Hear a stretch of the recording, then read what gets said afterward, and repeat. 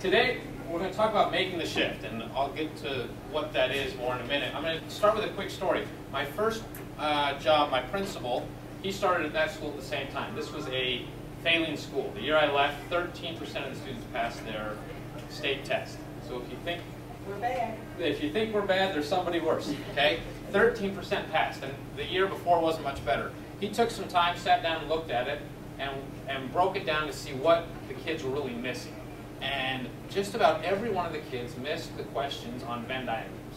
And so he brought in all the teachers. This was at middle school. Brought in all the teachers. He said, "How is it that all these students missed Venn diagrams? It's an easy thing.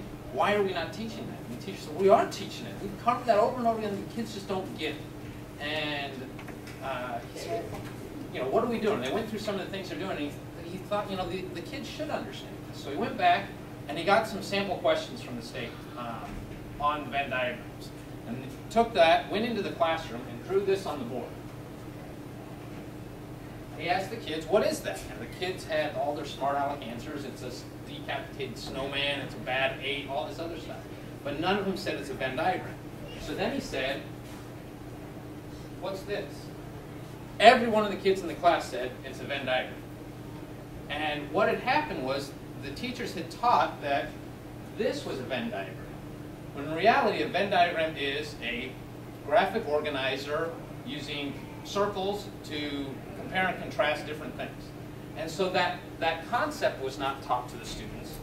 This was taught to the students as a Venn diagram. So when they got to the test and they saw this, I don't know what that is. I've never seen that. And it seems kind of dumb that they wouldn't get it, but the focus had been on this is a Venn diagram, not anything that's used to compare and contrast two things can be a Venn diagram. So making the shift is, echo under here is kind of interesting. Making the shift is going from this is the content to this is the skill that we want you to know, and this is the content that supports that skill. So we're not getting away from content completely, don't think that, but we're going to shift what our focus is. Okay, so we talk about content. We have endorsements that are content. So you are an English teacher. You are a science teacher. That is your content. I am a music teacher. And even as I get further down as an administrator, it still says that I'm a music teacher. And so content is it's ingrained in us. That's who we are. That's what our personality is. Okay? But then years ago, they started talking about these standards. And really, when we look at it, standards aren't, it's really not a standard as we think of, but more of a skill. And the standards that we're looking at are things that we require the kids to know in order to understand the content. And that skill can be applied to not just one content field, but numerous ones. Okay, so what happened was, before the whole idea of standards, we had units. And our textbooks had units, or we had our written curriculum, and the units were based on either chronologically or a process. This has to be known before you can move to this, or this happened first and then this happened. And so we had already set up how we taught whatever the content level was.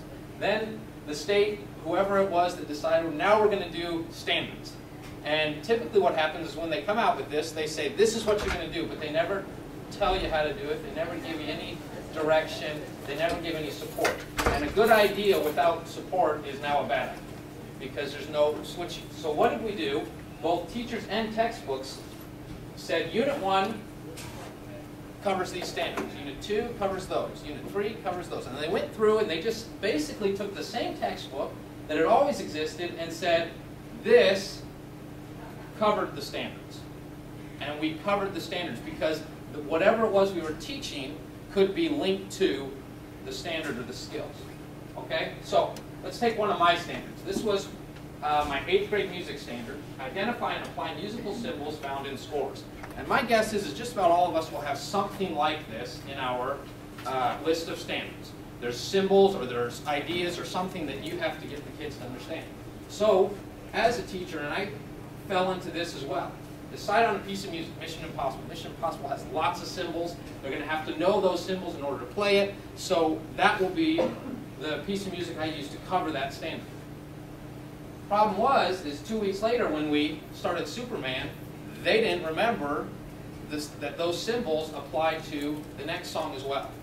They learned Mission Impossible. They could play Mission Impossible backwards and forwards, but they didn't apply it to the next song because it was a different song. And it sounds different, so therefore it doesn't mean the same. And that's just kind of the kid mind, the learning process of it. Okay, so if we make this shift where the focus stops being on the song, the content, and now as I'm teaching that, it can still be that we're teaching Mission Impossible, but the assessment, the questions, the driving force of that lesson is now based on the symbols. What does that symbol mean? Why does it sound that way? When do we use it again? Those types of things, instead of let's learn Mission Impossible. Okay, and you can apply this, I'm sure, to your content area. So now that comes to the forefront, and now I can teach any song, and the kids have that basic skill of understanding the symbols without having to teach it over and over again. If we go back to this chart again, and we look at Skill 4, Skill 4 is covered in 3 different units, right? And I'm sure this is the way it is in your textbook too. And how many times do we teach it? 3 different times, because they didn't get it. Where if we shift that focus, and this is the focus of our lesson, then when we get to these units, these are the supporting content of that skill, rather than that's the content that covers that skill. You see how that just shifts over a little bit? So the shift is from content to skills. The content does not go away, but our assessment, our driving force for the lesson is now skills versus the content. And as I went through and looked at a lot of the standards, it's kind of funny. There's some that have some content, but for the most part, you could take that exact same standard out of English, plug it into math, and just change the English terms to math terms, and it's the exact same thing. Compare and contrast these two things. The student will be able to explain the process of. And so the skills, hopefully if we did it right, we could probably have the skills all done when they're freshmen, and then we can teach them whatever we want. But that takes a lot of work. So let's do some practice here. Go ahead and pull up the DOE's website. Does anyone know where this